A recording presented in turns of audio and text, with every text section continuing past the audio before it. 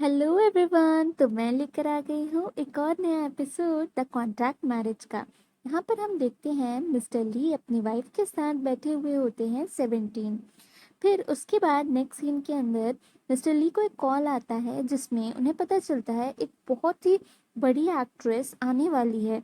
और यहाँ पे 17 उससे मिलना चाहती होती है क्योंकि वो उस एक्ट्रेस को बहुत पसंद करती होती है।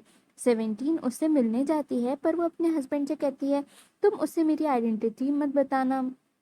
फिर दिखाया जाता है जब 17 वहाँ पे पहुँचती है उसे पता चलता है कि वो एक्ट्रेस बहुत रूड है। और वो कहती है मैं ये खाना नहीं खाऊंगी, ये तुम खाओ, मुझे तो बहुत ही महंगा वाला चाहिए। फिर दिखाया जाता है वो कहती है कि तुम मेरे नए असिस्टेंट हो ना, चलो अच्छा ठीक है, मेरी बहुत सारी मीटिंग्स हैं, स्केड्यूल कर देना। फिर दिखाया जाता है वो अपने फ़ोन में कुछ ढूंढ रही होती है। फिर वो कहती है कि सीईओ मिस्टर ली कितने सुंदर हैं और उस जैसे इंसान के लिए तो मैं ही बनी हुई हूँ। फिर दिखाया जाता है यहाँ पे मिस 17 कुछ बोलती नहीं है पर वहाँ पे सीईओ आ जाते हैं और वो कहती है कि मैं सीईओ की तो वाइफ बनना चाहती हूँ। 17 थोड़ा सा हंसने लगती है और बोलती है कि अच्छा। फिर वो कहती है एक्ट्रेस तुम्हें सीईओ तो हम जैसी लड़कियों को सीईओ के बारे में तो सोचना भी नहीं चाहिए। वो कहती है हाँ हाँ मैम, मैं समझ गई आप क्या कहना चाहती हो। वो कहती है मैं तो कितनी अच्छी हूँ और मैं मिस्टर ली को बहुत पसंद करती हूँ। फिर वो कहती मिस्टर ली की वाइफ मिस 17 बहुत कोशिश करती है कि वो नई एक्ट्रेस जिसका नाम मिस निया होता है वो खुश रहें और वो उसके वर्क से बहुत ज़्यादा खुश हो जाएं। पर मिस निया रियलिटी में बहुत ही ज़्यादा रूड होती हैं और वो बार बार बोलती है मुझे ये नहीं पसंद है, मुझे वो नहीं पसंद है, और वो सब पे चिल्लाती रहती हैं।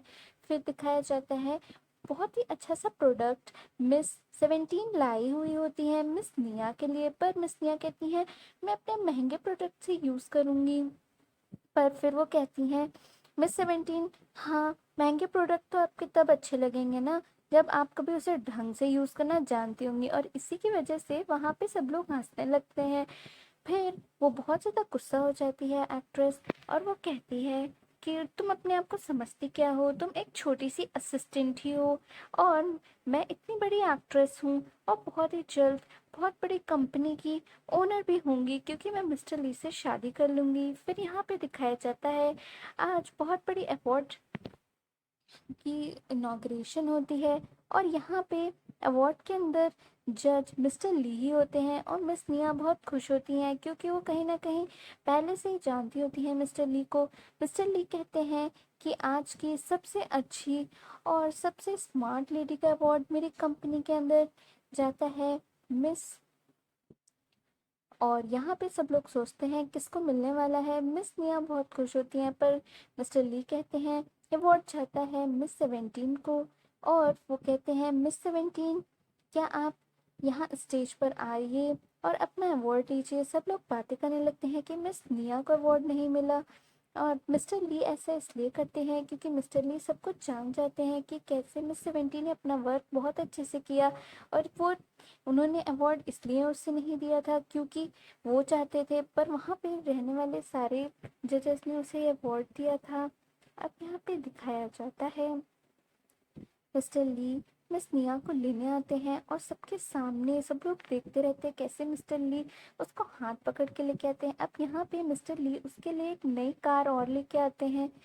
मिस 17 कहते हैं कि तुम मेरे लिए इतना सब कुछ लाते हो पर कंपनी में सबको पता चल गया मैं तुम्हारी वाइफ हूँ, फिर तुम क्या करोगे। यहाँ पे दिखाया जाता है नेक्स्ट डे सब लोग बातें कर रहे होते हैं। क्या तुम्हें पता है मिस्टर ली की शादी हो चुकी है और मिस्टर ली की वाइफ बहुत ही सुंदर है और मिस्टर ली की वाइफ बहुत ही महंगे महंगे प्रोडक्ट्स रखती है अपने पास। और यहाँ पे आज मिस 17 एक बहुत महंगा सा बैग लाई हुई होती है।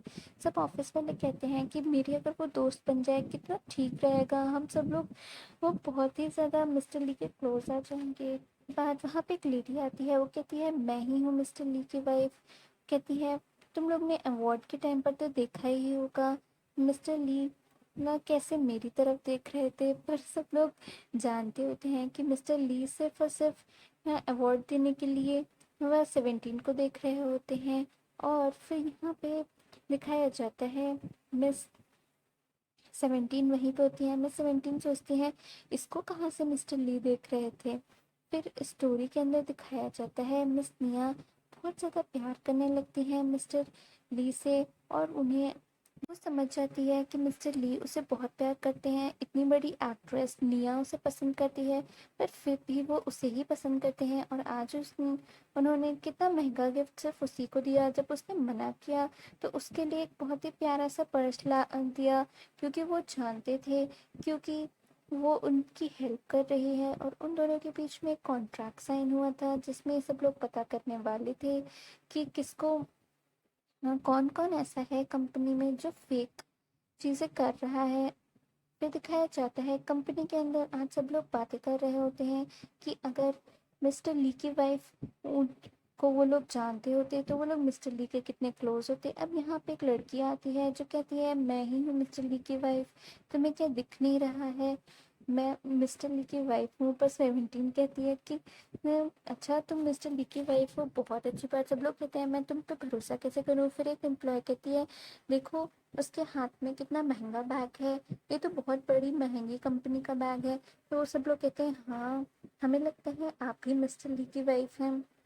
फिर वो कहते हैं क्या आप हमसे फ्रेंडशिप करना चाहती हैं, और सब लोग उसे मैम मैम कहने लगते हैं।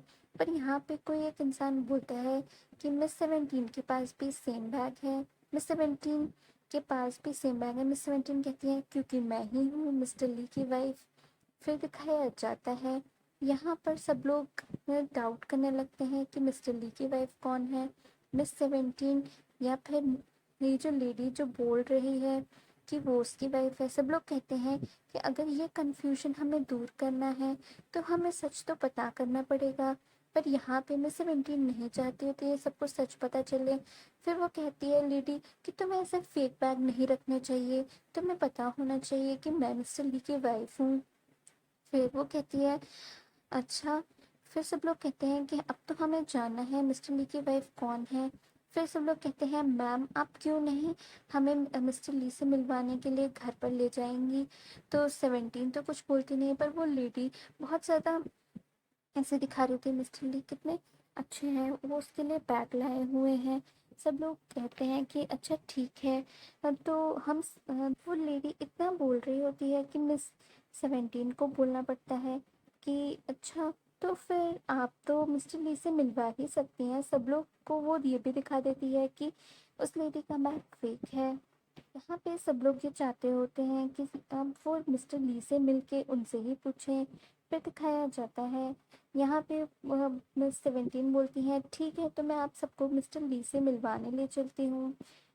यहाँ पर फिर वो कहती है कि अच्छा तो मैं भी मिलवा सकती हूँ, चलो मैं मिस्टर ली के घर ले चलती हूँ। फिर वो मिस्टर ली के घर उन सबको लिए जाती है। पर यहाँ पे 17 सोचती है कैसे उसके घर की चाबी इसके पास है और कैसे उसने ये खोल लिया।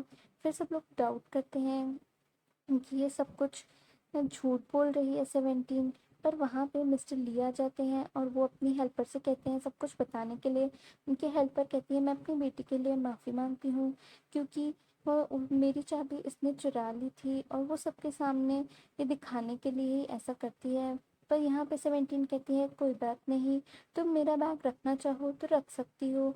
और फिर वो लेडी कहती है कि तुम कितनी अच्छी हो, मैंने तुम्हारे साथ तुम्हें झूठ बोला और तुमने मेरी इतनी हेल्प की। फिर दिखाया जाता है मिस्टर ली कहते हैं कि अच्छा ठीक है। इसी के साथ स्टोरी शिफ्ट हो जाती है।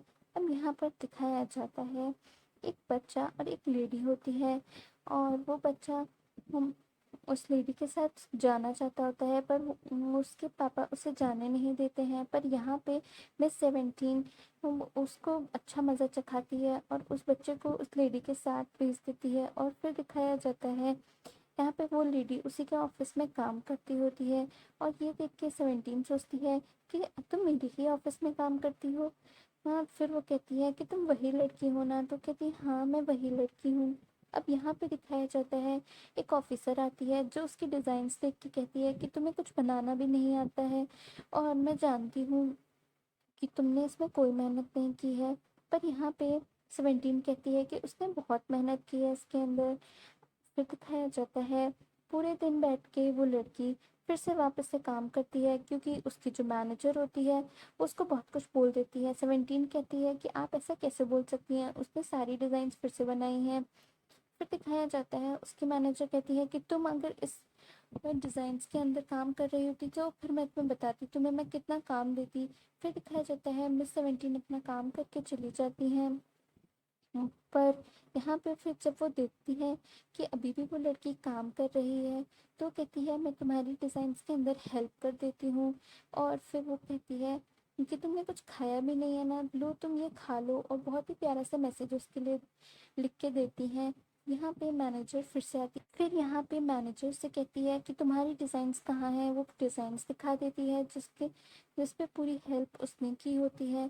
पर वो कहती है कि पर ये डिज़ाइन तो मैं ही दूंगी जाके क्लाइंट को, क्योंकि उन्हें भी तो पता चलना चाहिए मैंने तुम लोगों के ऊपर कितनी मेहनत की है। पर 17 कहती है पर ये डिज़ाइंस तो मेरी फ्रेंड ने बनाई हैं, आपको क्लाइंट को ये मेंशन करना पड़ेगा। पर वो कहती है कि मैं ये सब कुछ नहीं मेंशन करूँगी। पर यहाँ पे क्लाइंट खुद आ जाते हैं और क्लाइंट ये सब कुछ देखते हैं, और यहाँ पे हमें पता चलता है वो लड़की ही मेन ओनर है उन डिज़ाइंस की, और वो बहुत बड़ी ऑफिसर है। वो ये देखना चाहती होती है कि यहाँ पे सब लोग कैसे काम करते हैं, और वो 17 के काम से बहुत खुश होती है। कहती है कि तुम मैनेजर हो के सब झूठ बोल रही हो, और तुम किसी और के काम का क्रेडिट ले रही हो। तुम्हें तुम किस सबके ऊपर डिज़ाइंस की वो दिखाती हो कि तुमने बनाए हैं, और मुझे सब पता है, सब कुछ 17 ने किया है। इसी के साथ दिखाया जाता है वहाँ पे जो उसका मैनेजर होता है, जो मैनेजर का सीईओ होता है वहाँ का, वो कहता है कि मैं सब समझ गया हूँ। इसी के साथ एपिसोड कंप्लीट हो जाता है।